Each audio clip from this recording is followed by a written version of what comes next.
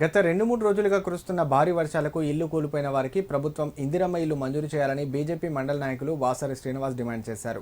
సిద్దిపేట జిల్లా నారాయణరావుపేట మండలం మల్యాల గ్రామంలో నిర్వహించిన మీడియా సమావేశంలో వారు మాట్లాడారు. భారీ వర్షాలతో మెదక్, కామారెడ్డి జిల్లాల్లో ప్రజలు ఇబ్బందులకు గురవుతున్నట్లు తెలిపారు. రైతులు ఎవరూ యూరియా కోసం ఆందోళన చెందవలసిన అవసరం లేదని, కేంద్ర ప్రభుత్వం రైతులకు సరిపడా యూరియా పంపిణీ చేస్తున్నట్లు తెలిపారు. కాంగ్రెస్ ప్రభుత్వం ఎన్నికల్లో ఇచ్చిన 6 గ్యారంటీలు అమలు చేయాలని డిమాండ్ చేశారు. భారీ వర్షాల కారణంగా మెదక్, కామారెడ్డి ప్రజలకు బాగా ఇబ్బంది జరిగింది. ప్రజలు ఎలాంటి ఇబ్బంది పడకూడదు. రాష్ట్ర ప్రభుత్వం వారికి అండదండగా ఉండాలని కోరుకుంటున్నాము. ఎవరికైనా ఇల్లు కూలిపోయిన వారికి రాష్ట్ర ప్రభుత్వం తరఫున ఇందిరమ్మ ఇల్లు మంజూరు చేయాలని కోరుకుంటున్నాము. అలాగే రైతులకు యూరియా కొరత బాగా ఉన్నది కావున కేంద్ర ప్రభుత్వం సహకారం చేయాలని కోరుచున్నాము.